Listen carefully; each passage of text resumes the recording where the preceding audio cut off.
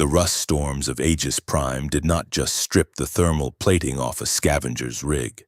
They eroded the last lingering traces of a man's conscience. Elias Thorne had been wandering this dead rock long enough to lose both. He trudged through knee-deep dunes of oxidized iron, his heavy environmental suit filtering out the toxic atmospheric soup that passed for air on this forgotten borderland. Aegis Prime was the absolute edge of human-controlled space, a dumping ground for broken machines and broken people. Elias fit right in. He was a former military tracker, a ghost from a vicious border conflict that the civilized galaxy was desperately trying to forget. He had come out to these wastes for the silence, hoping the howling gales of metallic ash would drown out the memories of what he had done in uniform. The reasons for his exile were buried deep, a dark chapter of collateral damage and broken oaths he swore never to repeat. Today's salvage run was supposed to be strictly routine. His plan was to strip the functioning power couplings out of a downed TerraCorp freighter, pack his cargo sled, and get back to his subterranean bunker before the temperature dropped enough to freeze atmospheric ammonia. But the wasteland possessed a profoundly dark sense of humor. The vibration hit his heavy boots before the audio registered in his helmet sensors. It was a heavy, rhythmic thud, completely out of sync with the random structural groans of the derelict ship. Elias dropped low, his combat instincts instantly overriding years of cultivated apathy. He unslung his custom plasma rifle, a heavy, modified piece of military hardware strictly illegal for a civilian to possess, and crept toward the jagged hull of the crashed freighter. He engaged the thermal optics on his visor. What he saw through the swirling red dust made his blood run cold. It was a monstrosity. It looked as if someone had taken a nightmare, wrapped it in raw, genetically enhanced muscle, and bolted heavy titanium armor plating directly into its flesh. The beast was massive, easily the size of a military rover, with multiple articulated limbs ending in vibrating, molecular-edge scythes. This was no indigenous fauna. Aegis Prime barely supported mutated scorpions, let alone apex predators. This thing was bioengineered, a weapon of pure, unadulterated violence designed for one single purpose. And right now, it was hunting. Elias tracked the monster's gaze to the far corner of a blasted-out cargo bay. Pinned against a twisted, rusted bulkhead was a tiny, trembling figure. It was a child, but not human. Even through the dense, toxic fog, the child was impossible to miss. Her skin emitted a soft, pulsing, bioluminescent glow, shifting rapidly between terrified hues of violet and deep blue. She was Xylari. Elias felt a cold knot form in his stomach. The Xylari Empire was a vastly superior, highly advanced alien civilization that currently held a very tense, heavily armed standoff with humanity. It was a Cold War that was always one stray bullet away from becoming an extinction-level event. A Xylari child on a human junk world was an absolute impossibility. It defied every interstellar treaty, every border protocol, every logical explanation.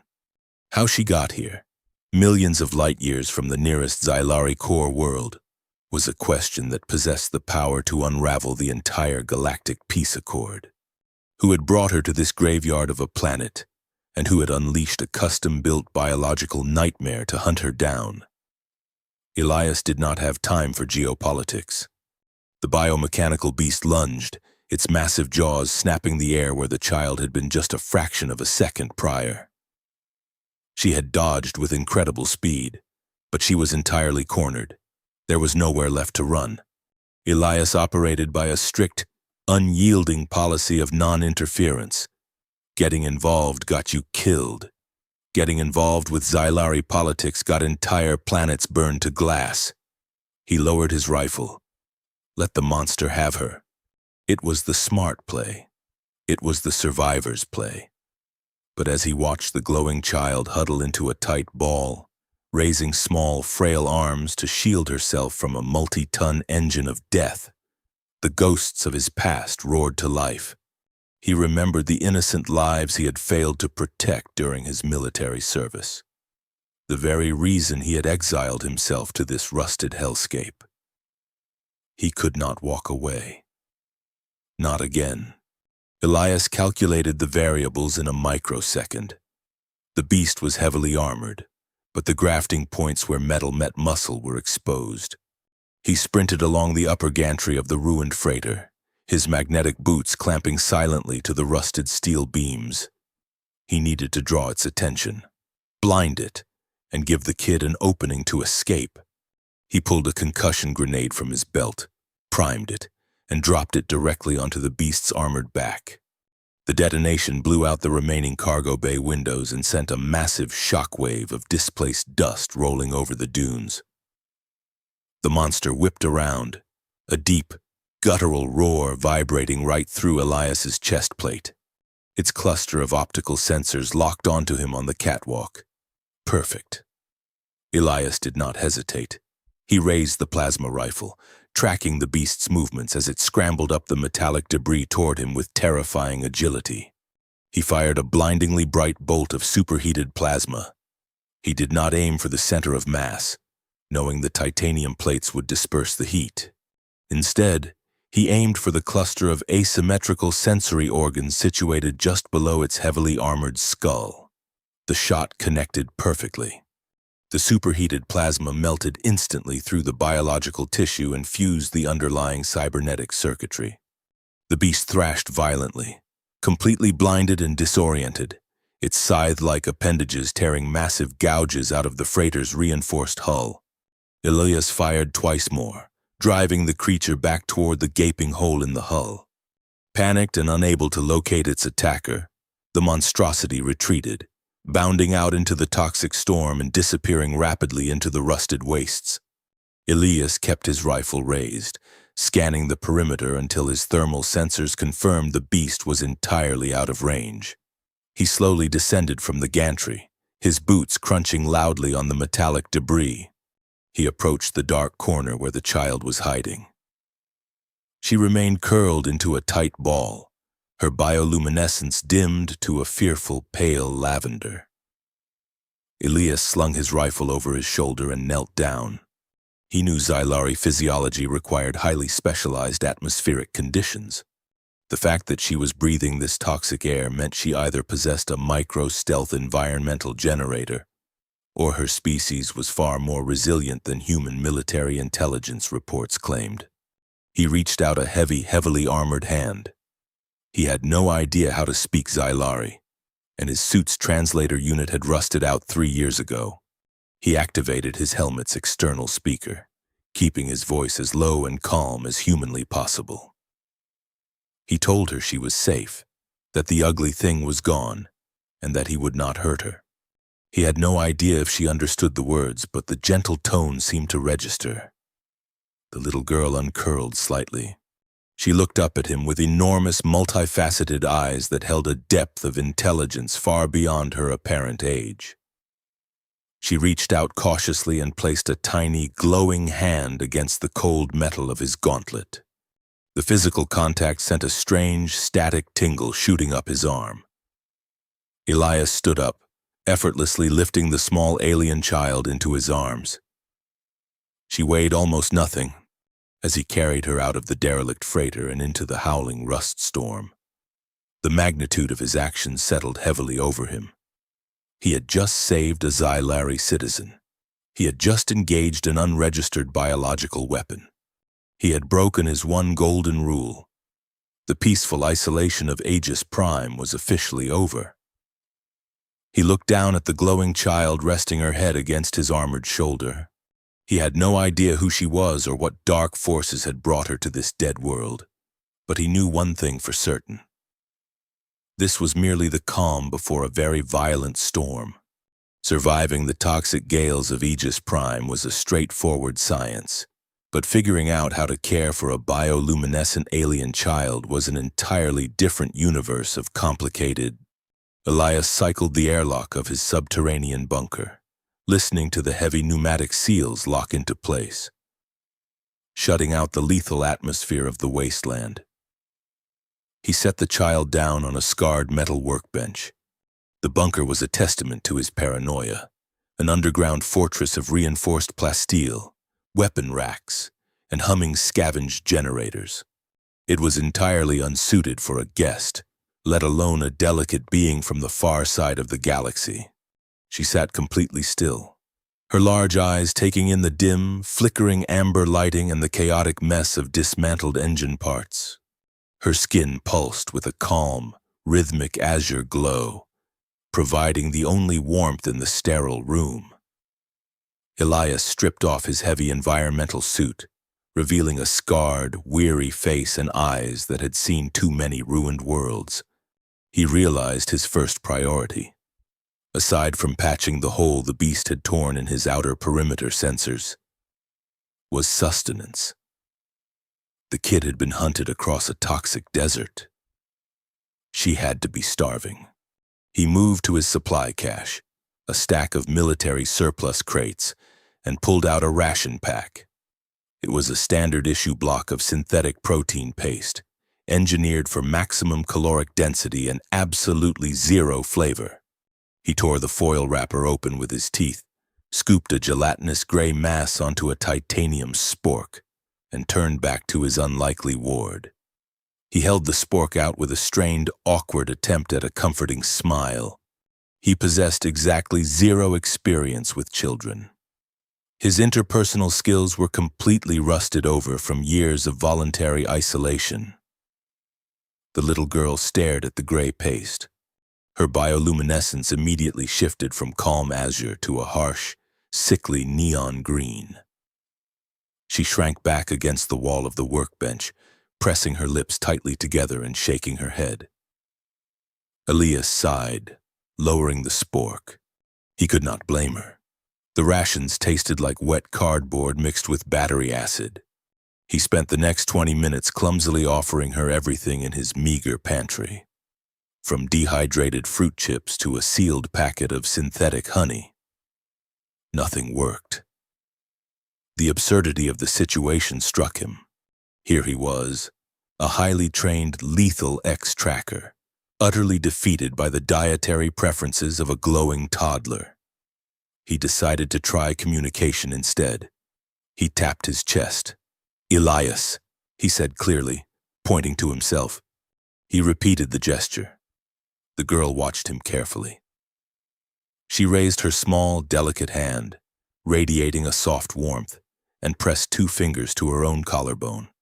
A clear, resonant mental image bloomed directly into Elias's mind, like a chime echoing in an empty hall.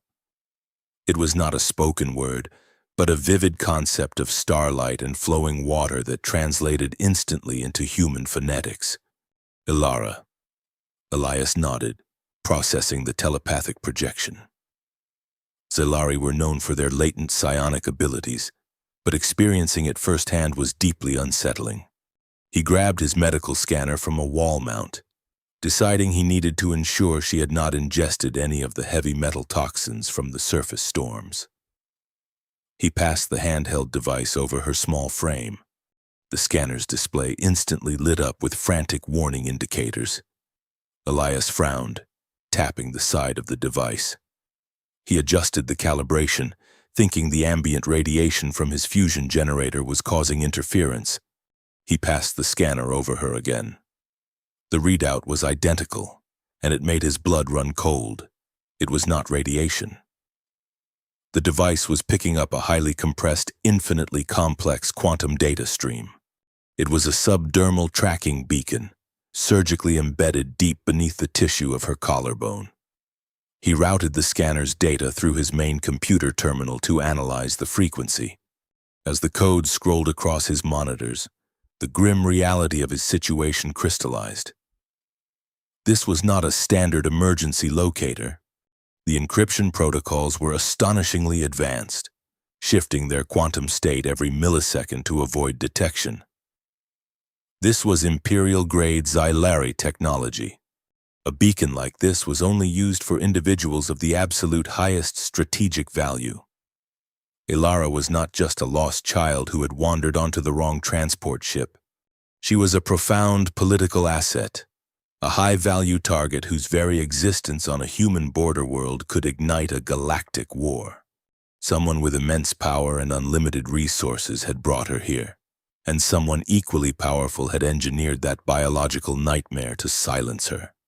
The question of who was orchestrating this massive interstellar conspiracy gnawed at the edges of his mind, demanding answers he simply did not have.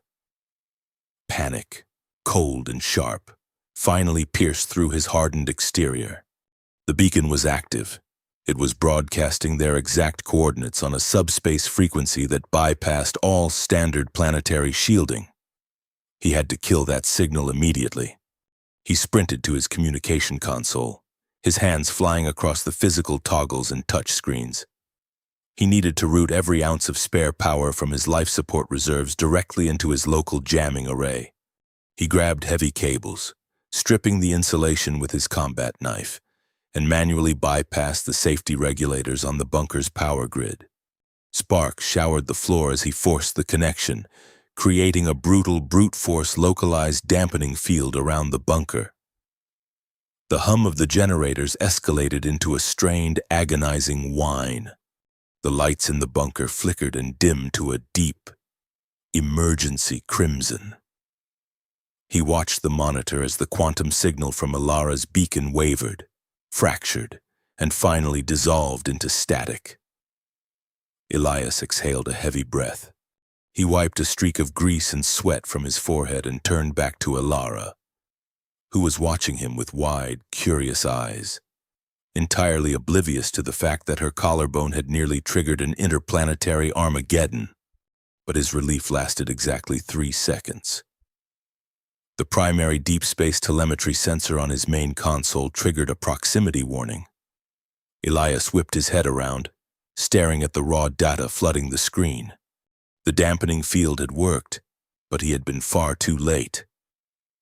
The signal had already reached its intended recipient.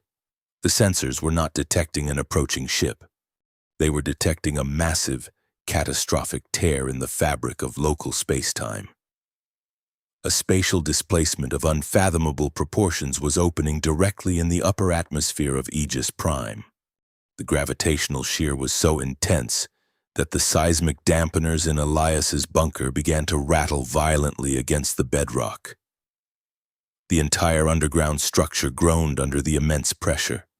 Dust cascaded from the reinforced ceiling as the seismic tremors intensified.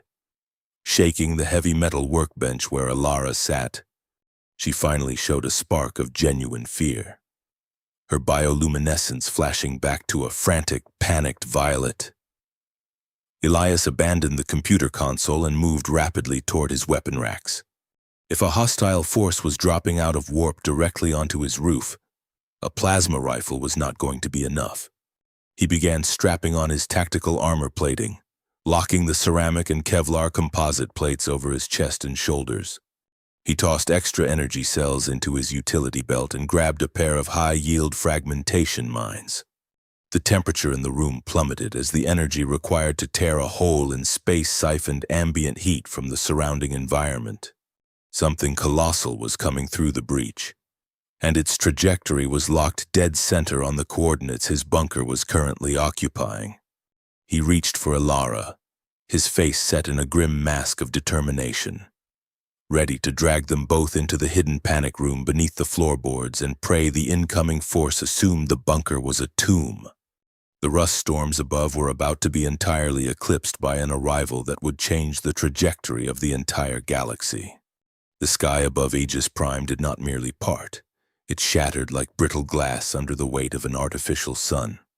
For a planet entirely accustomed to the slow, miserable decay of rust and toxic wind, the sudden, violent arrival of a Xylari dreadnought was an apocalyptic event. It was a vessel the size of a human metropolis, a sleek, predatory dagger of iridescent dark matter and pulsing violet energy veins. As it breached the troposphere, the friction of its descent ignited the heavy atmospheric gases, painting the clouds in streaks of blinding plasma. The sheer gravitational mass of the ship silenced the howling surface winds, creating a terrifying, suffocating vacuum of anticipation. Deep underground, Elias felt the bedrock groan in sheer agony. He shoved Elara behind the heavy plasteel blast doors of his armory, his mind racing through a dozen tactical scenarios that all ended in his immediate vaporization. His bunker was designed to withstand a direct orbital strike from standard artillery. But the energy signature currently painting his sensors belonged to a civilization that treated human naval fleets as minor traffic hazards. He grabbed a heavy pulse cannon, a weapon he had not fired since the border wars, and locked the power cell into place. The familiar low vibration of the weapon offered a hollow comfort against the crushing reality of his situation. He was an ex-soldier standing against an empire, armed with a scavenged rifle and an abundance of bitter regret. The dreadnought did not bother with the front door. A pillar of blinding, localized gravimetric force punched straight through 30 meters of solid rock, vaporizing the ceiling of Elias's main living quarters in a flash of silent, absolute destruction. Dust and molten slag rained down as the gravlift deposited a strike team directly into his sanctuary. They moved with a synchronized, fluid lethality that defied human biology. 6 towering figures clad in seamless liquid metal armor fanned out into a defensive perimeter, their energy pikes humming with lethal intent, but they were merely the heralds. Descending the column of light was a figure of absolute, terrifying authority. Queen Kaelin of the Xelari Empire stepped onto the scorched metal floor of the bunker.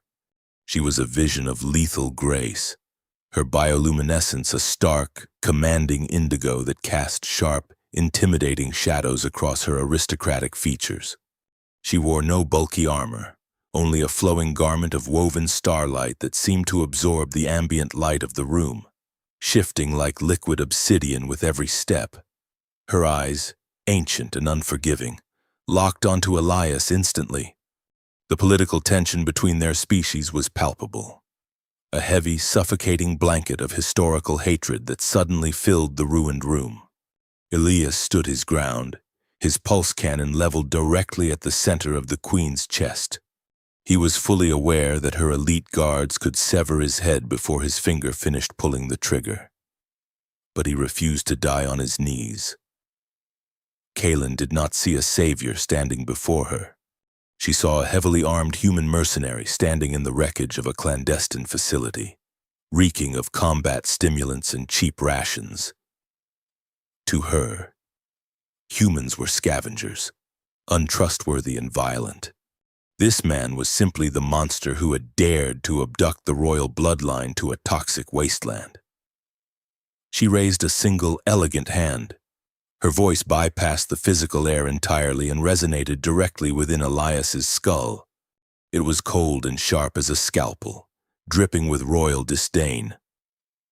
She pronounced his existence a crime against the Empire, declared his bunker a blight upon the galaxy, and ordered her guards to reduce him to molecular ash. The elite warriors surged forward, moving faster than human eyes could track, their energy pikes raising to strike a fatal blow. Elias braced himself, his muscles tensing for the final, brutal impact. He mentally composed a remarkably brief and deeply cynical epitaph, finding a dark humor in the fact that he had survived a dozen suicide missions only to be executed in his own living room by a glowing space monarch. The execution never happened. A small, frantic figure bolted from the open armory door, moving with a speed born of pure desperation. Elara threw herself between the descending energy pikes and Elias, her small arms raised in absolute defiance. Her bioluminescence erupted into a blinding, chaotic supernova of cyan and gold. The intense light forced the elite guards to halt their strike mid-swing, their absolute discipline overriding their momentum to avoid harming their sovereign heir. The physical silence in the room was absolute, but the psionic shockwave Elara unleashed hit everyone with the force of a physical blow. She did not use words, nor did she attempt to reason with her mother. She simply projected a torrent of raw, unfiltered memory directly into her mother's mind. The sheer power of the broadcast forced the projection into Elias's consciousness as well. dragging him entirely out of the physical world. The ruined bunker dissolved. Suddenly, they were all standing in the rusted, howling wastes of the surface. Through the psychic link, Kaylin and her guards felt Elara's paralyzing terror as the biomechanical beast cornered her against the rusted bulkhead. They felt the heavy, rhythmic thud of the monster's approach, the smell of its acidic breath, the absolute certainty of her impending death. And then, they saw Elias. They saw the human exile sprint across the upper gantry, deliberately exposing his position and risking his own life to draw the monster's attention. They felt the intense heat of his plasma rifle firing, the blinding flash of the concussion grenade, and the fierce, protective stance he took against a nightmare he had no obligation to fight. Finally, the memory shifted to the awkward, rough gentleness of Elias's armored hands as he carried the exhausted child through the toxic storm, offering her shelter in his underground fortress. The vision snapped shut, plunging the room back into the dim, dusty reality of the destroyed bunker. Elias staggered slightly, clutching his head as the intense mental intrusion faded. The elite guards remained completely frozen, their weapons hesitating mere inches from his neck. Queen Kaylin stood perfectly still. Her indigo glow flickered slightly, a rare visual betrayal of the fact that she was processing an overwhelming amount of emotional data. The cold, murderous intent in her ancient eyes fractured, replaced by a profound, calculating shock. She looked from her terrified daughter, who was currently clutching the fabric of Elias's reinforced trousers, back up to the hardened, weary face of the human ex-soldier. A human had saved the heir to the Xylari throne, breaking every expected pattern of their bitter, centuries-old Cold War. She slowly lowered her raised hand, issuing a silent, telepathic command to her guards. The energy pikes powered down, and the towering warriors stepped back, assuming a rigid, defensive posture around the perimeter. The immediate threat of death had passed, but the air remained thick with unresolved tension. Kaylin's gaze shifted from the melted slag of the ceiling to the heavily fortified walls of the bunker, taking in the scavenged generators, the customized weaponry, and the sophisticated sensor arrays. A new, far more dangerous question formed in the silence. The quantum beacon implanted in her daughter had been scrambled perfectly, a feat of complex signal engineering no simple scavenger should possess the knowledge to execute. Furthermore, the biological weapon that had attacked Elara was highly specialized, designed to bypass Xylari energy shields. If Elias was merely a hermit hiding from the universe, how did he know exactly how to block an imperial frequency? And more importantly, who on this forsaken planet had leaked the precise biometric signature of the royal family to the creators of the beast? The answers were hidden somewhere on Aegis Prime, and Kaylin knew she would need the very man she had just tried to execute to uncover them. The silence that followed a thwarted execution was a uniquely heavy element, thicker than the toxic smog choking the planet above. Elias lowered his pulse cannon, acutely aware that his living room now hosted more concentrated firepower than a mid-rim naval blockade. Queen Kaylin broke the standoff, her liquid obsidian garments settling gracefully around her as she stepped over a pile of pulverized plasteel. She did not offer an apology. Royalty rarely did. Instead, she offered a cold, analytical assessment of the situation. Her voice, no longer a weaponized telepathic assault, resonated in his mind with a crisp, measured cadence, perfectly translated into his native tongue. She formally acknowledged that he had shielded her bloodline from certain death.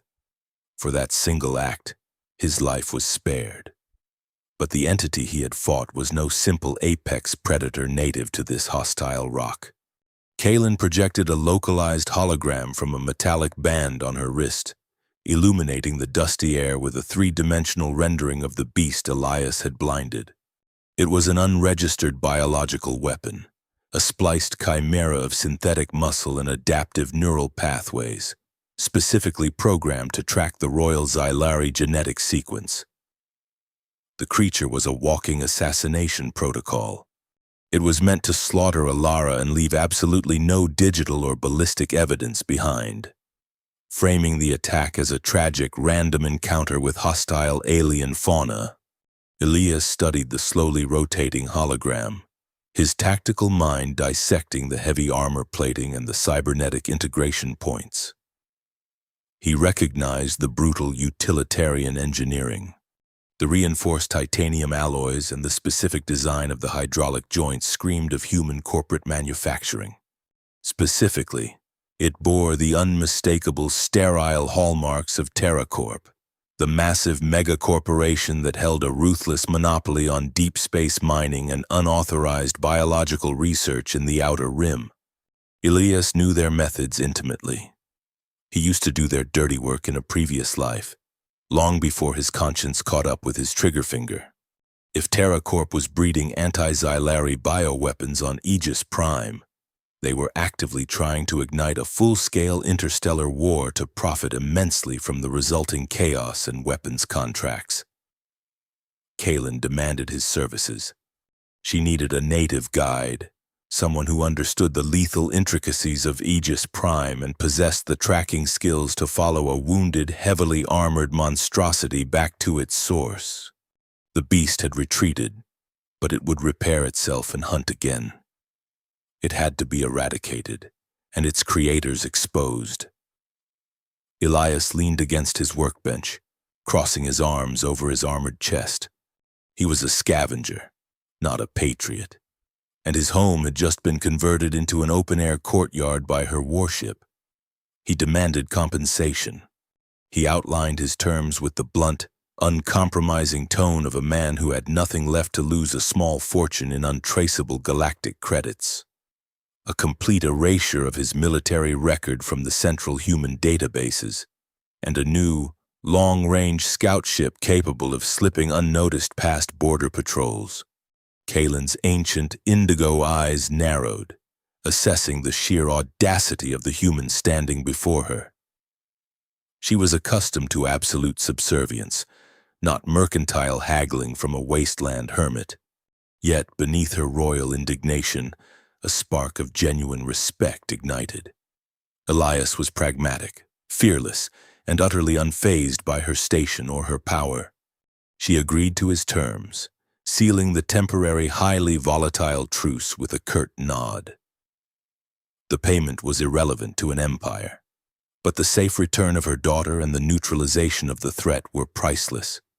The dynamic in the ruined bunker shifted dramatically. The suffocating hostility dissolved into a slow burn, respectful tension. They spread a worn, physical topographical map of the surrounding wastelands across the workbench, weighing down the curled corners with discarded energy cells. Kaylin overlaid the map with her advanced orbital scans, her elegant glowing fingers tracing the subterranean fault lines and hidden thermal vents. Elias countered with practical knowledge, pointing out the magnetic dead zones that would blind her sensors and the areas where the toxic storms created impassable quick-rust sinks. They were two vastly different apex predators forced into a confined space. Kaylin operated with a sweeping, strategic brilliance honed by centuries of ruling a star-spanning empire. Elias operated with the gritty, boots-on-the-ground tactical cunning of a man who survived by anticipating the worst possible outcome in any given scenario. They recognized the mirrored weight in each other's posture. They both carried the heavy, isolating burden of leadership and the dark memories of decisions that had cost lives. The abrasive edges of their cultural differences began to smooth out, replaced by a sharp, observant partnership built on pure, unadulterated necessity. The immediate priority was Elara's safety. Kaylin signaled the dreadnought hovering ominously in the upper atmosphere. A secondary, far gentler beam of gravimetric light pierced the destroyed ceiling of the bunker, illuminating the small, glowing child. Elias knelt down, offering a rare, genuine smile. He reached into his pocket and handed her a polished, smooth piece of quartz he had scavenged months ago. a small, beautiful token of a desolate world. Elara took it, her skin flushing a warm, radiant gold, and pressed her hand briefly against his armored cheek. A wave of profound, wordless gratitude washed over his mind before she stepped fully into the light, ascending back to the impenetrable safety of the Xylari warship alongside the towering elite guards. With the air secure, the dreadnought broke its atmospheric hold, ascending into low orbit to maintain a watchful overwatch, its massive engines leaving a temporary scar of blue fire across the toxic sky. Elias and Kalen were left alone in the ruins of the bunker. The hunt was officially on. Elias packed his survival gear, loading armor-piercing rounds into his heavy rifle and securing a bandolier of thermite charges across his chest. Kalen required no weapons or physical armor. Her body was a conduit for immense, destructive energy, and her woven starlight garments provided more kinetic resistance than any human military plating. They climbed out of the vaporized crater that used to be Elias's ceiling, stepping into the biting metallic wind of the surface. The rust storms had momentarily died down, leaving a sky the color of dried blood. Elias activated his thermal tracking visor, picking up the faint residual heat signature of the beast's acidic blood trailing off toward the jagged black formations of the deep canyon systems to the north. As they marched into the desolate wasteland, the silence between them was heavy with unspoken questions. Someone deep within the Xylari royal court had to have provided TerraCorp with Elara's exact quantum signature and highly classified travel itinerary. A betrayal of that magnitude meant Kalen could trust almost no one in her own government, forcing her to rely entirely on an exiled human soldier she had met less than an hour ago. Furthermore, if TerraCorp possessed the resources and the audacity to successfully breed a predator capable of hunting a Xylari royal, what other manufactured horrors were they incubating in the dark, subterranean laboratories of Aegis Prime?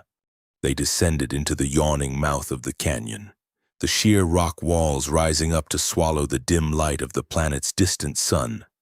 The terrain grew instantly treacherous, a vertical labyrinth of razor-sharp obsidian outcroppings and deep, hidden fissures venting noxious gases. Elias took the lead, his eyes scanning every shadow, while Kalen watched their flanks, her presence a silent, lethal deterrent to any indigenous scavengers bold enough to track them. As they navigated a particularly narrow ridge overlooking a bubbling lake of corrosive runoff, Elias observed how Kalen moved. She did not walk. She seemed to glide over the jagged, unstable terrain, her footing absolutely flawless, her bioluminescence casting an eerie, beautiful indigo glow against the black rock. It was a stark contrast to his heavy, calculated stomps in magnetic boots. He paused, pointing out a fresh smear of iridescent, acidic fluid on a shattered boulder. The beast was losing vital fluids, but the spacing between its tracks was widening. It was not slowing down from its injuries, it was accelerating. The cybernetic stimulants injected by its corporate masters were clearly overriding its pain receptors, driving the monster into a state of hyper-aggressive frenzy. The canyon walls closed in further, blocking out the red sky entirely. They were entering the deep crust of Aegis Prime. A place where orbital sensors could not penetrate and rescue was an absolute impossibility. The trail of acidic blood led directly toward a massive, artificial blast door set seamlessly into the ancient rock face, a heavily fortified entrance completely hidden from surface observation. Elias checked the power cell on his plasma rifle, his thumb hovering over the safety mechanism. The beast had gone to ground, returning to the very laboratory that birthed it. Kalen stepped beside him, the ambient temperature dropping noticeably as her body began to channel raw kinetic energy, preparing for the inevitable violence that lay beyond the steel barrier. They exchanged a single, wordless glance. The uneasy alliance was about to be tested in the dark. The deepest scars on Aegis Prime were not carved by time or toxic winds, but by the relentless, quiet machinery of human greed. To uncover the architects of an interstellar war, Elias and Kalen had to step directly into the abyss where that greed was born. Elias jammed a scavenged hydraulic wedge into the seam of a massive steel blast door set deep into the canyon wall, his muscles straining against the immense pressure of the ancient hinges. Kalen stepped forward, placing her glowing palm against the cold metal. A concentrated pulse of indigo energy surged from her fingertips, superheating the locking mechanism until the heavy internal bolts melted into useless glowing slag. Elias kicked the door inward, the heavy slab of steel crashing against the dark stone floor of the corridor beyond with a deafening reverberation that echoed endlessly into the depths. They crossed the threshold into absolute darkness. Elias activated the heavy shoulder-mounted floodlight on his armor, the harsh white beam cutting through centuries of undisturbed, stagnant air. The architecture immediately shifted, revealing a truth that made Elias's blood run cold. This was not a standard TerraCorp mining shaft. The walls were smooth, seamless, and carved from a luminescent jet-black stone that defied human engineering principles. They were standing in ruins that predated human colonization by millennia. An ancient subterranean necropolis that the megacorporation had quietly hollowed out and repurposed for their own dark designs. Parasitic modular structures, steel catwalks, thick power conduits, and sterile white bulkheads were bolted directly into the ancient alien stone. A brutal collision of profound antiquity and ugly utilitarian industry. The acidic blood trail of the bioengineered beast glowed a faint, sickly yellow under the ultraviolet setting of Elias's thermal visor. It led them deeper into the descending labyrinth. The silence was oppressive, broken only by the heavy crunch of Elias's magnetic boots and the soft, rhythmic hum of the power conduits snaking along the walls. Kalen moved with silent, ethereal grace, her bioluminescence casting a protective aura against the encroaching shadows. She examined the ancient black stone as they walked, a flicker of profound sorrow crossing her aristocratic face, recognizing a forgotten sacred history systematically desecrated by corporate ambition. The narrow corridor eventually opened into a massive, cavernous expanse. The space had been converted into a state-of-the-art biological laboratory, bathed in the harsh, flickering glare of emergency crimson lighting. It was a cathedral of manufactured horrors. Towering cylindrical stasis tanks lined the walls, filled with a thick, viscous amber fluid. Inside the tanks floated the grotesque, half-formed prototypes of the beast they were hunting. Some were heavy on cybernetic plating, with wires grafted directly into exposed spinal columns, while others were merely massive, pulsing mounds of raw, overgrown muscle. It was a brutal trial-and-error assembly line designed to produce the perfect killing machine. The smell of harsh antiseptics mixed heavily with the copper tang of old blood and ozone. The facility was entirely abandoned, but the evacuation had clearly been frantic. Medical equipment lay overturned on the pristine white floors. Data terminals flashed with urgent, unattended warning prompts. A half-eaten military ration pack sat rotting on a stainless steel observation desk, knocked askew next to a dropped sidearm. The scientists had fled in an absolute panic, leaving their terrible, highly classified work behind. Elias gripped his heavy pulse cannon tighter, his eyes scanning the shadowed upper catwalks of the massive room. You do not abandon a multi-trillion credit black site simply because one successful prototype escaped to the surface. Something else had driven the heavily armed research team out, a volatile variable they had failed to control.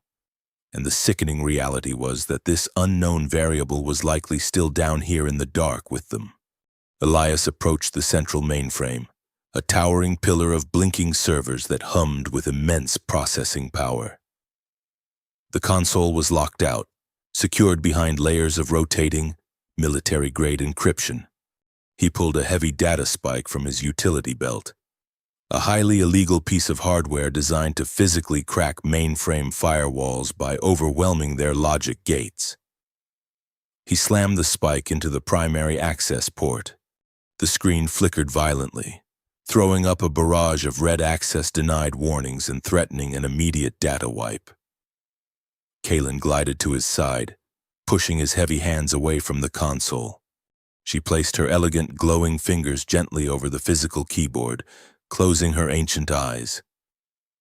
Her bioluminescence shifted to a rapid, pulsing gold. She did not type. She interfaced directly with the electrical currents of the machine, bypassing the software entirely by reading and manipulating the raw energy flow coursing through the motherboard. The screen turned a brilliant solid white, and the security lockdown dissolved completely. Highly classified files began to cascade across the monitor. Elias quickly attached a high-capacity encrypted drive to the console, downloading everything he could grab before the system recognized the intrusion. The genetic blueprints for the beast scrolled past, confirming Kaylin's initial orbital scan. It was designated Project Chimera, a specialized predator engineered to mask its thermal signature, bypass Xylari energy shields, and track the specific quantum resonance of royal bloodlines with terrifying accuracy. But the biological schematics were only a fraction of the horror. Elias opened the financial ledgers and the decrypted communication logs. He saw the digital signatures, the routing numbers, and the encrypted video feeds. The funding for this subterranean nightmare did not just come from shadowy corporate boardrooms seeking a profit margin. It came directly from the highest echelons of human colonial leadership. 5 sector governors, men and women explicitly entrusted with maintaining the fragile peace treaty, were quietly bankrolling the breeding of monsters. Their plan was laid out in brutal clinical detail across the glowing screens. They intended to assassinate Queen Kaylin and her daughter, making the massacre look like a tragic, unavoidable encounter with a rogue alien species on a lawless frontier world. The resulting power vacuum and righteous outrage within the Xylari Empire would inevitably spark a massive retaliatory strike against the human border colonies. The corrupt governors would then immediately declare martial law, seize emergency wartime powers, and issue vast, highly lucrative military contracts to TerraCorp to supply the war effort. Billions of innocent lives would burn in atomic fire. Entire worlds would be reduced to radioactive ash, and the fragile galactic economy would completely collapse. All to orchestrate a hostile takeover of the resource-rich Xylari territories and artificially inflate corporate stock prices. The profound moral gravity of the situation settled over the sterile laboratory, heavier than the thousands of tons of rock above their heads. Elias leaned heavily against the console, a deep, sickening wave of absolute shame washing over him. This was what his species was capable of. Blind prejudice and boundless greed weaponized into a galactic extinction event. He had spent years hating himself, hiding in the toxic wastes because of the collateral damage he had witnessed during his military service. But the architects of this conspiracy treated the slaughter of innocent billions as nothing more than acceptable operational expenses on a quarterly balance sheet. He looked at Kaylin. She stood perfectly still, her ancient, intelligent eyes reflecting the scrolling data of human treachery. She had every right to condemn his entire race at this exact moment, to call down the full might of her dreadnought and glass the human colonies from orbit without a second thought. Yet, she did not look at him with hatred. She saw the absolute disgust in his eyes, the rigid, painful tension of a man entirely betrayed by his own kind. In the cold, artificial light of the corporate slaughterhouse, the queen of the Xylari Empire recognized that the line between monsters and men was not drawn by species or biology, but by the fundamental choices they made in the dark. The encrypted drive beeped sharply, signaling a complete transfer of the damning evidence. Elias pulled the small titanium cylinder from the console, securing the fate of the entire galaxy in the palm of his armored hand.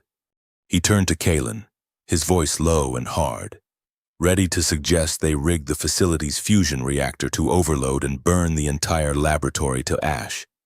But before the words could leave his mouth, the soft, rhythmic hum of the power conduits abruptly died, plunging the cavernous room into absolute, terrifying pitch black. The darkness inside a dead subterranean laboratory is never truly empty. It is merely waiting for the right moment to kill you. When the crimson emergency lights abruptly failed, Elias Thorne knew exactly what that meant. He dropped flat onto the cold stone floor a fraction of a second before a concentrated volley of armor-piercing kinetic rounds shredded the space where his torso had just been. He did not bother activating his shoulder-mounted floodlight. In a tactical blackout, a light source was simply a bullseye. Instead, he snapped his thermal visor down. The optical feed instantly illuminated the massive cavern in shades of predatory heat. Dropping from the upper catwalks on silent, frictionless rappelling lines were 12 heavily armed figures. They wore the matte black tactical gear and specialized thermal dampening armor of TerraCorp's elite scrub teams.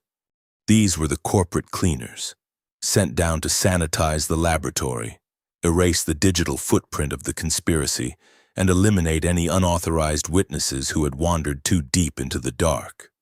Elias rolled behind the reinforced base of a massive stasis tank, just as a second barrage of kinetic fire pulverized the steel floor tiles.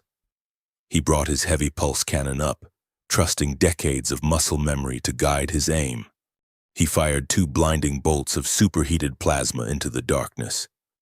The first shot caught a descending mercenary in the chest plate, vaporizing his kinetic shielding and sending him crashing onto the sterile white floor. The second shot melted a structural support on the catwalk, dropping 2 more black-clad operatives into a tangled heap of twisted metal. But TerraCorp mercenaries were not feral beasts. They were highly trained, coordinated killers. They immediately adapted, fanning out and utilizing the towering cylindrical stasis tanks as cover, executing a flawless flanking maneuver designed to trap Elias in a crossfire. They entirely miscalculated the entity standing next to him. Queen Kalen did not seek cover. She became a beacon. Her bioluminescence, previously a calm and regal indigo, erupted into a blinding, weaponized aura of violent ultraviolet light. The sudden, intense illumination washed out the mercenaries' night vision optics, rendering them momentarily blind. Kalen moved. She did not sprint or dive. She flowed across the laboratory floor with a liquid, predatory grace that defied human physics. She practiced an ancient, energy-based martial art designed for absolute lethality. A heavily armored operative lunged from behind a terminal, swinging a vibroblade aimed directly at her neck. Kalen did not flinch. She gracefully sidestepped the lethal arc, pivoting on her heel, and pressed her glowing palm flat against the center of his chest plate. A concentrated shockwave of pure kinetic force transferred from her hand into his armor, shattering the ceramic plating from the inside out and throwing him backward with the force of a heavy explosive. Elias provided covering fire, his pulse cannon turning the pristine white bulkheads into glowing, molten slag. The firefight was brutal, fast-paced, and utterly merciless. The laboratory became a chaotic hellscape of crisscrossing plasma bolts and flashing kinetic tracers. Stray rounds punctured the massive stasis tanks, shattering the reinforced glass and sending hundreds of gallons of thick, viscous amber fluid cascading across the floor. The grotesque, half-formed biological prototypes spilled out, sliding across the slick tiles in a macabre display of corporate failure. The sheer volume of fire forced Elias and Kalen into the narrow aisle between the 2 largest remaining tanks. They were completely surrounded, heavily outnumbered, and cut off from the main exit.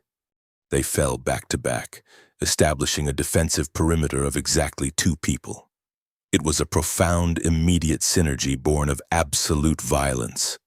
Elias felt the radiating heat of her kinetic aura pressing against his cold, scarred armor. He called out target vectors in the smoke-filled darkness. She eliminated them with terrifying fluid strikes of raw energy. When a mercenary managed to bypass her guard, Elias brought him down with a brutal point-blank blast from his pulse cannon. They were a perfect, lethal machine, a seamless blending of gritty human combat experience and elegant alien destruction. But the ancient subterranean architecture was never designed to withstand a modern firefight. A stray volley of heavy kinetic rounds struck the primary coolant lines running along the ceiling.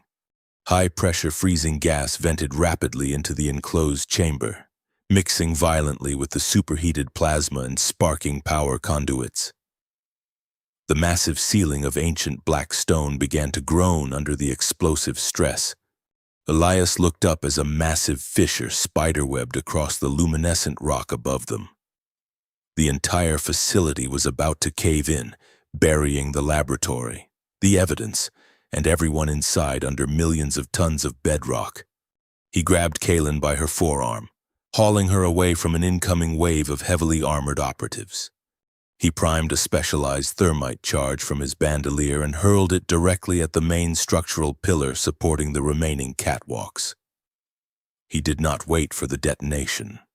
He dragged the Queen of the Xylari Empire toward a jagged, ruptured ventilation shaft at the rear of the cavern, diving headfirst into the narrow, jagged chute. The thermite charge ignited with the intensity of a dying star. The structural pillar instantly melted into a puddle of white-hot slag. The catwalks collapsed entirely, bringing the shattered ceiling down with them. The shockwave of the collapsing laboratory hit Elias and Kaylin in the back, propelling them violently down the steep, jagged scree slope of the ventilation chute. They tumbled uncontrollably into the suffocating darkness, surrounded by the deafening roar of collapsing stone and the crushing weight of a subterranean earthquake. They were violently expelled from the bottom of the chute, crashing heavily onto the uneven floor of a lower, entirely uncharted cavern system. Dust and powdered rock choked the air, so thick it felt like breathing sand. Elias lay on his back, his muscles screaming in protest, his armor deeply scored and battered. The deafening roar above them slowly subsided into an ominous, heavy silence, punctuated only by the sound of small rocks tumbling from the ceiling. The laboratory was gone. The scrub team was buried. The primary exit was permanently sealed. Elias forced himself up into a sitting position, coughing the metallic dust from his lungs.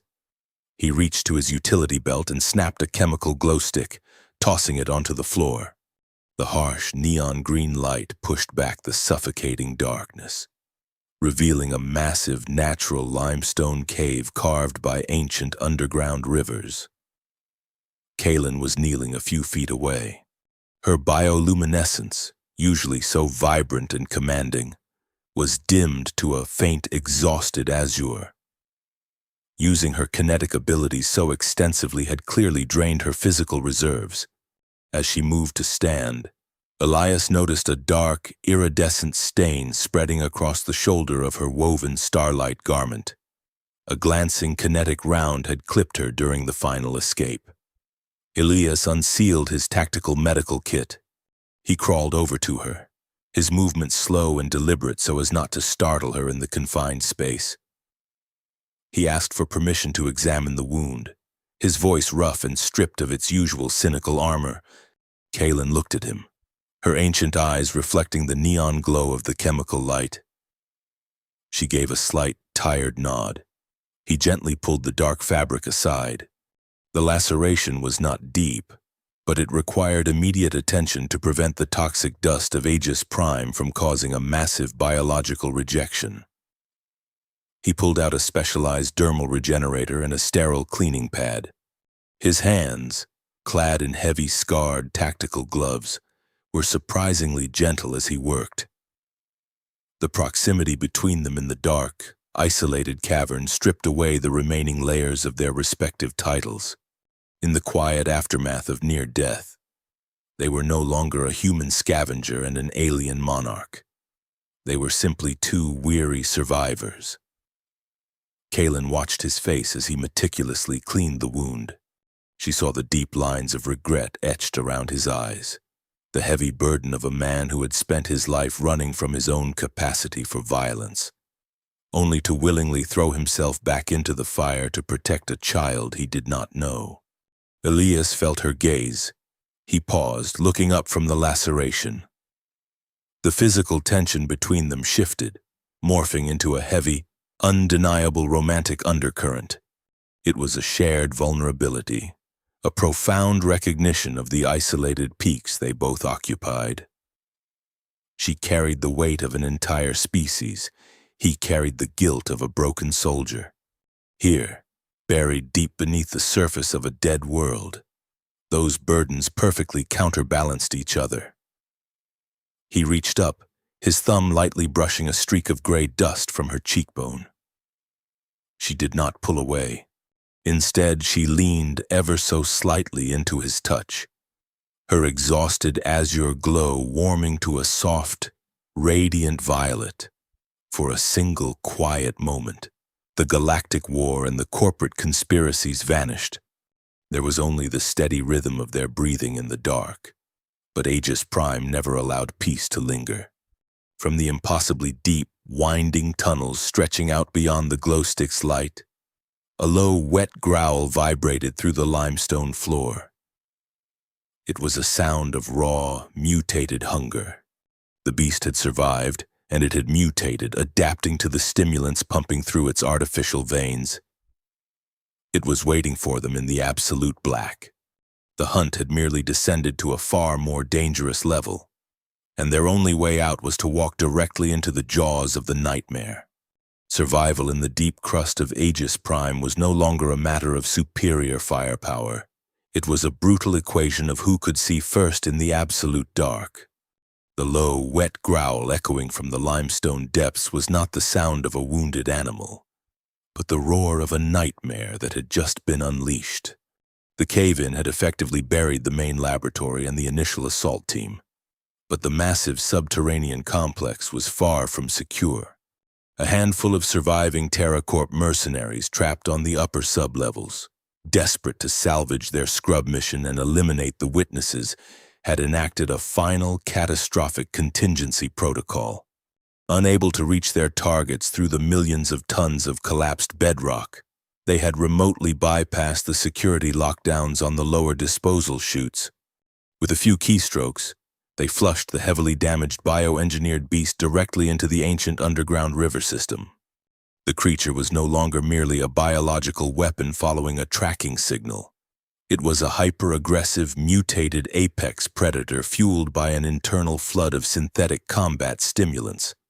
Its baseline programming was entirely fracturing, replaced by a pure, unadulterated need to consume the royal bloodline it was designed to hunt. Elias immediately crushed the chemical glowstick under his heavy magnetic boot, plunging the cavern back into a suffocating, impenetrable blackness. In this environment, emitting any form of visible light was a guaranteed death sentence. He reached out and grabbed Kaelin's hand, his scarred tactical glove wrapping securely around her delicate fingers. She understood the silent command without a single spoken word, instantly suppressing her bioluminescence to the absolute bare minimum. They were cast in a faint, ghostly shadow that barely registered against the damp limestone walls. They began a terrifying game of cat and mouse, moving quickly and silently through the labyrinth of winding tunnels. They were guided only by the ambient echoes of dripping water and the sluggish, incomplete topographical data slowly rendering on Elias's visor. The beast was tracking them. They could hear the heavy metallic scrape of its molecular-edge scythes dragging along the cavern walls, a rhythmic, terrifying metronome counting down their remaining lifespan. The tunnels were a twisted, claustrophobic nightmare of jagged stalagmites, sheer drop-offs, and narrow fissures, making a straight firefight entirely impossible. They were forced to navigate by touch and instinct, slipping through tight crevices and wading through knee-deep pools of stagnant, icy water, to stay one step ahead of the relentless predator. They had to rely on a perilous combination of human paranoia and alien intuition. Elias possessed the tactical knowledge of a seasoned tracker, understanding how to mask their scent with the alkaline mud from the cave floor and how to step precisely where the rock was solid to avoid leaving physical impressions. But in the pitch black, his skills were severely limited. Kaylin became their ultimate radar system. She closed her ancient eyes, extending her psionic senses outward like an invisible net cast into a lightless ocean. She did not need eyes to see the monster. She could feel the ambient kinetic energy of the subterranean world, reading the subtle vibrations in the bedrock and the shifting air currents caused by the massive creature's movement. To her, the beast was not merely a physical object. It was a chaotic, corrupted void of engineered energy, a jagged scar moving against the natural resonance of the ancient cave. She guided Elias through the treacherous footing, signaling a sharp left turn or a sudden rigid halt with a gentle squeeze of his hand just seconds before the monster bounded past an intersecting tunnel. They operated in a state of absolute synchronized trust, moving as a single entity through the dark. Elias utilized every ounce of his scavenged arsenal to slow the pursuit, seeding the tunnels with improvised traps. He stripped the remaining explosive charges from his bandolier, rigging high-tensile microfilament tripwires across narrow bottlenecks. He strategically placed thermal decoys in dead-end passages, small chemical flares designed to mimic a human heat signature, hoping to confuse the creature's asymmetrical sensory organs. He worked with agonizing precision, knowing that a single misplaced wire or a dropped tool would instantly broadcast their exact location. The limestone ground violently shuddered as a massive explosion ripped through a tunnel just behind them. One of Elias's traps had successfully detonated. He shoved Kaylin firmly behind a thick column of crystallized rock and pivoted, bringing his heavy pulse cannon up to his shoulder. He waited for the dust to clear, fully expecting to see the monstrosity torn to pieces by the high-yield shrapnel. Instead, a massive, terrifying silhouette burst straight through the smoke and falling debris, entirely unfazed by the blast. The heavy combat stimulants pumping through the monster's artificial veins had forced a terrifyingly rapid mutation. The explosion had merely scorched its outer dermal layer. Its biology had actively adapted to the damage it took on the surface and the shrapnel from the trap. A thick, hardened biological resin had seeped from its pores, bonding instantly with the titanium armor plating to create a dense, highly reactive carapace. Elias did not hesitate. He fired a sustained, blinding burst of superheated plasma directly at the creature's center of mass. The energy bolts, which had previously melted the reinforced steel bulkheads of the laboratory with ease, simply dispersed across the hardened resin with a sickening hiss. The adapted armor absorbed the intense thermal shock entirely, failing to penetrate the underlying cybernetic circuitry. The weapons were becoming completely ineffective. The monster lunged forward, its massive jaws snapping the limestone column in half just inches from Elias's helmet. Rock shards rained down upon them as Kaylin reacted instantly. She unleashed a concentrated, localized wave of kinetic force that struck the beast directly under its heavily armored jaw. The strike threw off its trajectory just enough for Elias to pull her backward, scrambling frantically down a narrow, rapidly descending fissure in the cave floor. They tumbled down the steep incline, sliding roughly over loose shale and jagged rock until they crashed onto the floor of an even deeper cavern. They were officially outgunned and outmatched. The beast was evolving faster than they could damage it, and Elias's remaining arsenal was practically useless against an enemy that learned and grew stronger from every single impact. It was no longer charging blindly. It was using the environment, stalking them from the higher ledges and attempting to flank their positions. They dragged themselves up and sprinted deeper into the planetary crust.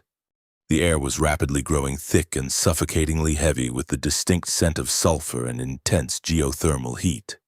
Kaylin's energy reserves were depleting rapidly, her once vibrant kinetic strikes losing their concussive power with every desperate use. Her bioluminescence flickered erratically, a clear sign of profound physical exhaustion. They were being herded like cattle down a very dark, incredibly hot slaughterhouse chute, driven deeper and deeper into the boiling core of Aegis Prime. The terrifying reality firmly set in that running was no longer a viable long-term strategy, but standing their ground meant absolute, certain death against an unkillable biological force. They were trapped in a descent that seemed to have no end, pushed forward by a predator that never tired and never stopped adapting. What exactly lay at the bottom of these boiling, sulfurous depths remained a terrifying mystery. Just as the question of how long Kaylin's failing strength could hold out loomed heavily over their desperate flight. The deep crust of the planet offered no sanctuary, only a sweltering tomb preparing to close around them. A cornered prey only has two choices when a predator learns to shrug off plasma fire, die completely exhausted, or turn the trap around. The sulfurous air grew so dense and hot that Elias felt his lungs burning with every drawn breath. A stark reminder that they were descending into the very geological furnace of Aegis Prime. The tunnel suddenly expanded, the natural limestone giving way to rusted steel scaffolding and massive reinforced concrete pylons. They had stumbled blindly into a deep-core geothermal tapping station, a colossal abandoned TerraCorp mining rig designed to siphon energy directly from the planet's mantle. It was a cathedral of industrial decay, suspended over a bubbling, incandescent abyss of molten magma. Giant exhaust turbines and heavy chain hoists hung silently in the sweltering dark, casting long, menacing shadows across a massive central platform. Elias leaned heavily against a rusted control console, wiping a mixture of toxic sweat and alkaline mud from his face. The realization hit him with the force of a physical blow. The beast was not tracking their heat signatures or their footprints. It had completely ignored his thermal decoys and easily bypassed his traps. The genetic blueprints they downloaded from the laboratory confirmed it was programmed to hunt a specific quantum resonance. It was not hunting them as a pair. It was hunting her. Queen Kaylin's royal genetic signature was broadcasting into the beast's neural pathways like an interstellar distress beacon. Kaylin stood near the edge of the central platform, staring down into the churning orange glow of the magma vents. Her bioluminescence was dangerously dim, a pale azure flicker fighting against profound physical exhaustion. She voiced the same grim conclusion. As long as she drew breath, the monster would tear through solid bedrock to reach her. If they kept running, they would simply die tired in the dark, and the corporate architects of this interstellar conspiracy would win. Elias slammed his heavy armored fist against the dead console, dusting off a schematic of the rig's pressure release systems. He formulated a desperate, near-suicidal plan. The mining rig was built around a massive, central plasma venting chamber. It was designed to safely bleed off catastrophic geothermal pressure surges by channeling the planet's core heat up through a focused, heavy-duty containment cylinder. The beast's cybernetic armor had adapted to his pulse cannon, but no biological resin or titanium alloy in the galaxy could adapt to the raw, unadulterated temperature of a planet's molten core. If they could trap the monstrosity inside that venting chamber and manually trigger a pressure release, the creature would be instantly incinerated at the subatomic level.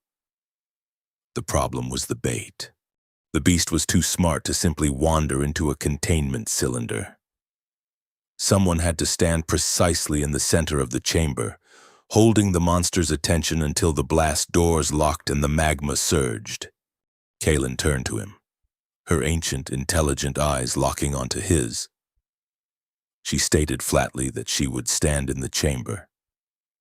She was the target. She was the only thing the creature wanted. Elias felt a cold, jagged knot of genuine fear twist in his gut, completely at odds with the sweltering heat of the cavern. He spent his entire life building emotional walls, keeping the universe at arm's length to avoid the agonizing pain of loss. Yet, in the span of a single violent day, this regal, imposing alien monarch and her glowing daughter had effortlessly dismantled every single one of his defenses. He looked at her, entirely stripped of his usual cynical armor. He deployed his trademark dry humor, a desperate final defense mechanism, suggesting that if she got herself vaporized, he would have to spend the rest of his life explaining to a highly advanced empire why he misplaced their queen on a junk world. Kaelin offered a faint, tired smile, fully recognizing the profound terror hiding behind his sarcastic words. She stepped closer, closing the distance between them. In the harsh orange glow of the geothermal vents, the profound moral weight of leadership and sacrifice settled heavily upon their shoulders. She explained that a monarch does not simply rule from a throne of woven starlight. A true leader must be willing to burn to ensure the survival of her people. It was a lesson her ancestors had written in blood across the stars.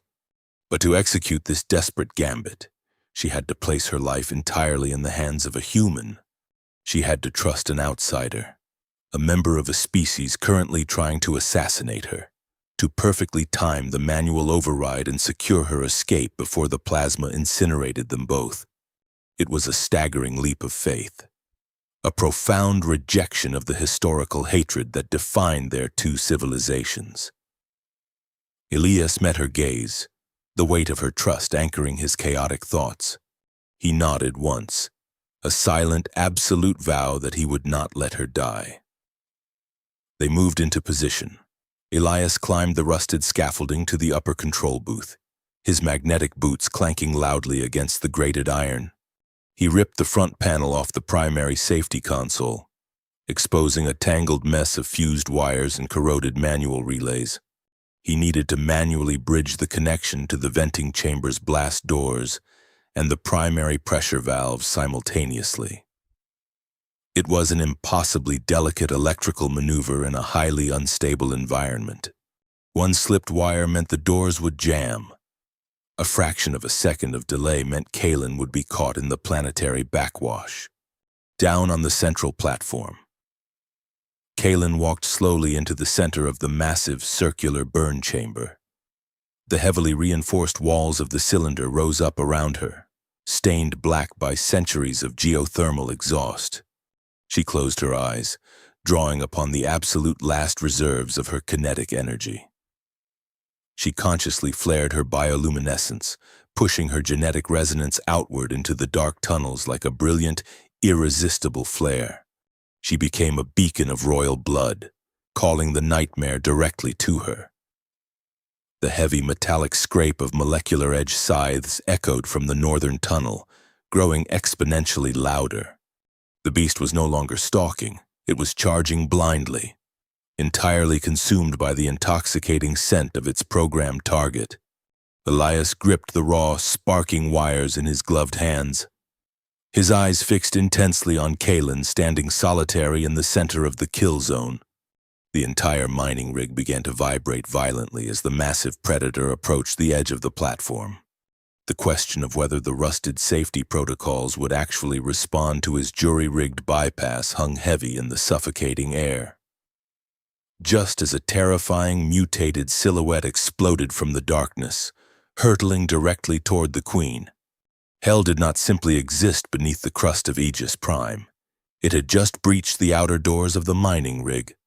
The monstrosity erupted from the northern tunnel, a terrifying locomotive of mutated muscle, hardened biological resin, and jagged titanium plating.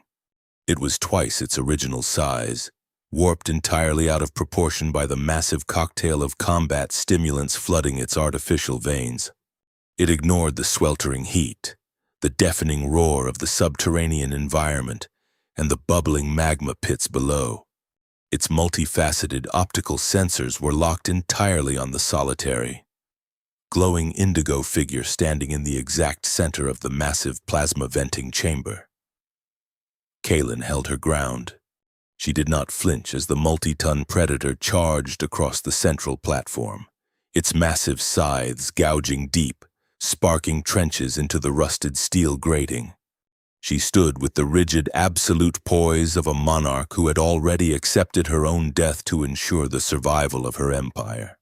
Up in the control booth, Elias clamped the sparking jumper cables together, screaming a silent, desperate prayer to whatever forgotten gods watched over dead planets. He violently bypassed the primary safety firewall. The ancient control board lit up in a cascade of frantic, flashing green lights.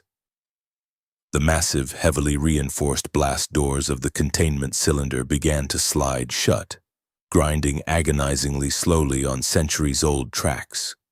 The beast recognized the trap the moment the heavy gears engaged.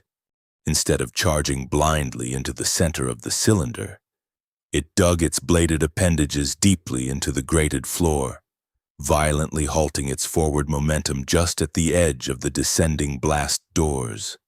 It reached its massive, cybernetically enhanced claws under the heavy steel gate, straining upward against the immense hydraulic pressure. The structural integrity alarms of the mining rig began to wail, a piercing shriek that cut through the heavy industrial hum. The doors were stalling. The beast was physically forcing the trap open, its adaptive carapace hardening further as it prepared to tear Kalen apart before the plasma could even begin to rise. Elias realized the grim reality in a fraction of a second. Simply opening the vents would not be enough. The monster's mutated biological resin and titanium plating were too thick. It would survive the initial thermal shock just long enough to slaughter the queen. He had to disable its adaptive shielding, and the only way to do that was to weaponize the rig's internal magnetic containment field, a safety protocol designed to keep the vented plasma from melting the entire facility. He did not hesitate. Elias abandoned the safety of the control booth, vaulting completely over the rusted iron railing. He free fell toward the heavy industrial chain hoists dangling directly above the central platform. He caught a massive, greased iron hook with one heavily armored hand, his momentum swinging him in a brutal, bone-jarring arc directly over the struggling beast. He dropped from the hook, landing heavily on the grated steel floor mere feet from the monster's massive, thrashing legs. He sprinted toward the exposed, high-voltage containment relay mounted on the outer wall of the cylinder. The beast snapped its massive jaws toward him, a scythe-like appendage slicing through the heavy Kevlar composite of Elias's shoulder plate, drawing a deep, bright line of human blood. Elias ignored the agonizing pain.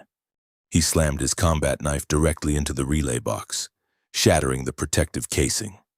He grabbed the heavy raw copper power mains with both hands, ignoring the terrifying surge of industrial electricity biting through his insulated gloves.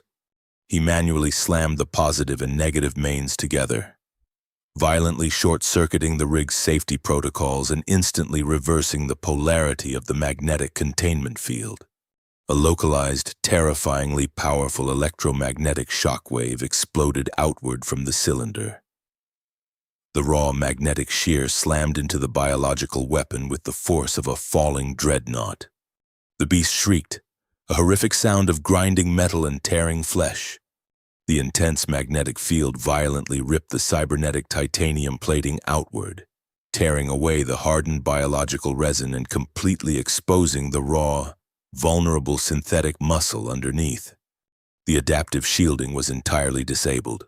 The beast, stripped of its armor and convulsing from the magnetic interference, released its grip on the heavy steel gates. The blast doors slammed downward, but the creature was already lunging forward, desperate to close the final few feet between itself and its programmed target. Kalen, standing in the dead center of the chamber, raised her elegant hands. Her bioluminescence flared from a pale, exhausted azure to a blinding, brilliant indigo. She drew upon the absolute last vestige of her physical and psionic strength. She did not attempt a concussive strike. Instead, she unleashed a concentrated, focused beam of pure, violent kinetic energy directly into the beast's exposed chest. It was a physical wall of force that caught the colossal nightmare mid-leap, pushing it backward and pinning it precisely over the primary geothermal vent grate. Elias threw himself backward across the rusted platform just as the heavy steel blast doors locked shut with a deafening final boom, sealing Kalen and the paralyzed beast inside the containment cylinder. Lying on his back, his heart hammering wildly against his ribs, Elias watched through the thick, reinforced observation glass. Kalen dropped to one knee, entirely spent, and slammed her hand against the manual pressure release on the floor panel. A blinding, apocalyptic pillar of superheated planetary plasma erupted from the very core of Aegis Prime. The sheer, unfathomable thermal force shot upward through the grating. It hit the unarmored biological weapon, instantly vaporizing the synthetic muscle and cybernetic circuitry. The beast did not burn, it simply ceased to exist, reduced entirely to floating, microscopic ash in a fraction of a millisecond. The venting chamber perfectly contained the apocalyptic heat, channeling the column of blue-white fire upward through the exhaust shafts and out into the toxic atmosphere above. The intense light faded, leaving the cylinder glowing a dull, angry cherry red. The heavy blast doors slowly hissed open, retracting into the ceiling. Elias pushed himself off the grated floor. His armor was deeply scored, his shoulder bled freely, and his muscles screamed in absolute protest. He staggered blindly into the sweltering, smoking cylinder. Kalen lay crumpled on the heavy steel floor grates. Her woven starlight garment was charred at the edges, and her bioluminescence was completely, terrifyingly dark. She was entirely unconscious, her physical reserves drained to the point of absolute systemic failure. But the slow, shallow rise of her chest confirmed she was still breathing. Elias dropped to his knees. He scooped the Queen of the Xylari Empire into his arms, holding her close against his battered chest armor. He ignored the searing heat radiating from the floor and carried her out of the burn chamber. He moved toward the heavy industrial cargo elevator at the far edge of the cavern, a massive rusted platform designed to haul hundreds of tons of raw ore to the surface. He kicked the emergency ascent lever. The heavy gears screamed in protest, and the platform lurched violently upward, grinding against the dark rock face as it began the long, agonizingly slow climb out of the planetary crust. They rode in heavy, exhausted silence, ascending through layers of ancient stone and forgotten history. When the cargo elevator finally broke the surface, the toxic, rust-colored dawn of Aegis Prime was just beginning to break over the jagged horizon. The howling metallic winds immediately battered Elias, threatening to knock him off his feet. But he held his ground, shielding Kalen from the abrasive dust. He looked up, expecting to see the empty, desolate sky he had known for years. Instead, the heavens were completely transformed. The dense, toxic clouds were parted by the sleek, dark matter hulls of a massive Xylari fleet. Dozens of heavily armed interceptors flanked the colossal dreadnought, their pulsing violet energy veins illuminating the rusted canyons. Columns of brilliant blue gravimetric light were already descending through the storm, depositing phalanxes of towering elite guards and heavily equipped medical personnel directly onto the jagged obsidian ridges surrounding the ruined laboratory entrance. They had won the battle in the dark, but the decrypted TerraCorp data drive weighed incredibly heavy in Elias's utility belt. The irrefutable evidence of a human conspiracy to murder a royal heir was completely secure. Yet the question of how the corrupt sector governors would react when they realized their multi-trillion credit assassination plot had failed spectacularly remained entirely unanswered. Would the human colonial fleet attempt a desperate, massive blockade of Aegis Prime before the dreadnought could jump to light speed, trapping them all in a heavily armed standoff that could ignite the very war they just prevented? The survival of the galaxy still balanced on a knife edge, waiting for the political fallout to begin. A single encrypted data drive holds less physical weight than a drop of alkaline rain. Yet it possesses the absolute power to dismantle an entire interstellar economy.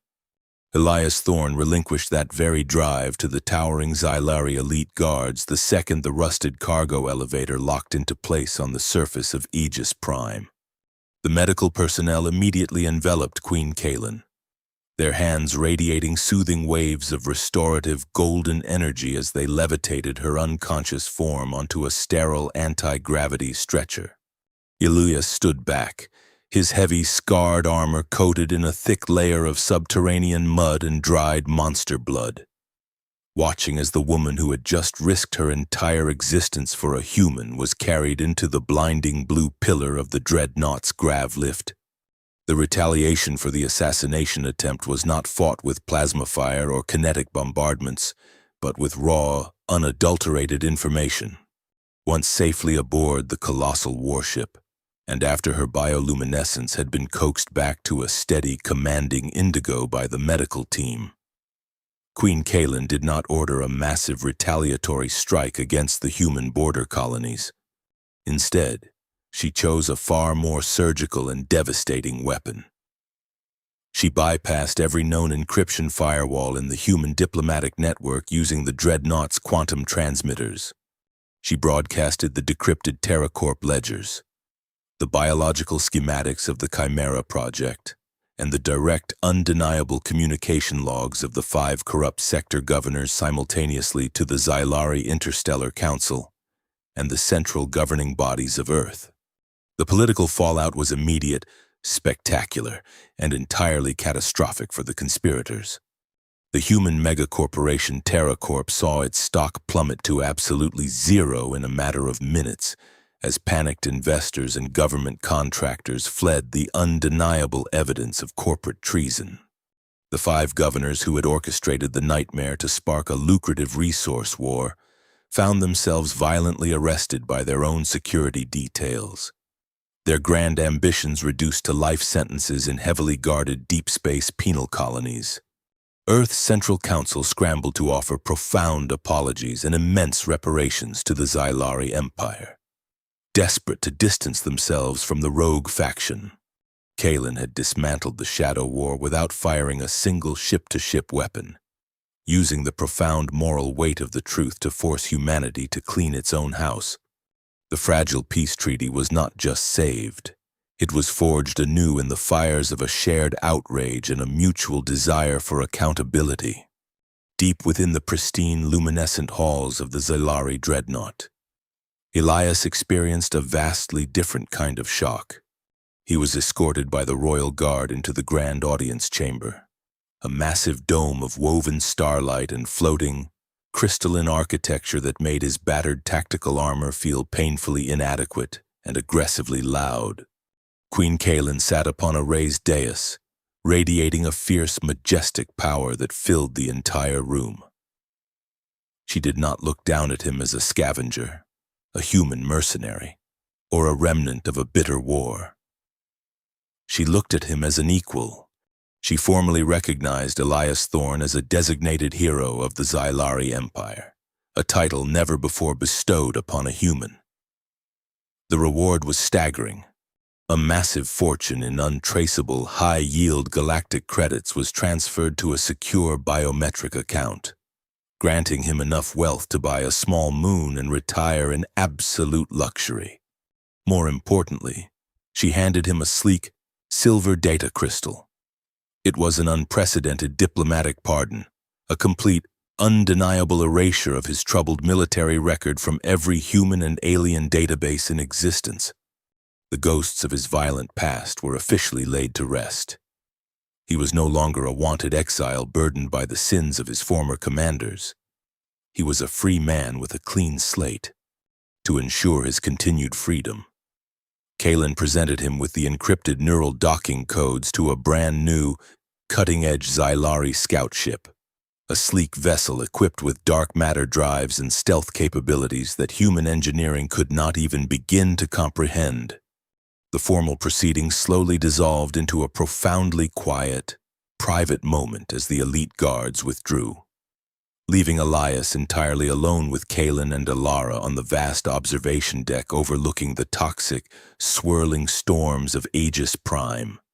Elara ran forward, her bioluminescence a joyful, radiant gold that warmed the cool air of the ship. She wrapped her small arms tightly around his heavy leg armor, pressing her glowing forehead against his knee. She did not use her psionic telepathy this time. The pure, unadulterated affection radiating from her physical touch spoke louder and clearer than any translated words. Elias knelt, placing a gentle, protective hand on her shoulder, returning the warmth with a genuine, unburdened smile that reached his weary eyes for the first time in years. Kaelin stepped forward, the romantic tension between them returning as a heavy, undeniable gravity. They had fought back to back in the pitch-black depths of a dead world, bleeding together to prevent an apocalypse. And that shared, violent crucible had forged an unbreakable bond of mutual respect and quiet longing. She reached out, her elegant fingers briefly tracing the deep, fresh scar on his shoulder plate where the biological weapon had nearly severed his arm. She told him, her voice a soft resonance in his mind, that the Xylari Empire owed him a debt that could never be fully repaid, and that the stars themselves would always welcome his presence. Elias looked into her ancient, intelligent eyes, recognizing the profound, isolating loneliness of leadership that she carried, a burden he deeply understood. He replied with his characteristic dry humor, a final defense mechanism against the overwhelming emotion of the moment. He stated flatly that if her highly advanced empire ever managed to misplace another royal heir on a rusted junk world, she knew exactly which encrypted frequency to hail. Kaelin smiled, a brilliant, genuine expression that rivaled the light of a newborn star. The open loop of their connection remained vibrant and electric, an unspoken promise hanging in the quiet air that this farewell was merely a strategic retreat, not a final goodbye. The galaxy was vast, but their paths were now inextricably linked. As Elias boarded his new scout ship and launched out of the Dreadnought's hangar bay into the endless black sea of space, he looked back at the retreating, magnificent silhouette of the alien warship. He engaged the dark matter drives, feeling the smooth, impossible acceleration push him back into his pilot's chair. He realized that the darkest corners of the galaxy were not defined by toxic winds, subterranean ruins, or bioengineered monsters. The true darkness lived exclusively in the minds of those who chose greed over life, those who weaponized xenophobia to control the masses. But out here, on the very edge of the map, he had discovered a profound moral truth. Hatred is a learned behavior, a synthetic poison pumped into the veins of civilization by cowards in comfortable boardrooms. Courage, sacrifice, and the beautiful, undeniable ability to find a family in the strangers among the stars are the natural state of the universe. The rust storms of Aegis Prime would continue to howl in the dark, but Elias Thorne was finally done hiding from them. Thank you for watching this journey into the dark. If this story of survival, political intrigue, and unlikely alliances captured your imagination, please like this video, subscribe to the channel, and share it with someone who loves a gritty, character-driven sci-fi adventure. I want to hear from you. So leave a comment down below with the word Chimera to let me know you made it all the way to the end. Do not forget to hit that hype button so this video can break through the algorithm and reach more viewers exactly like you.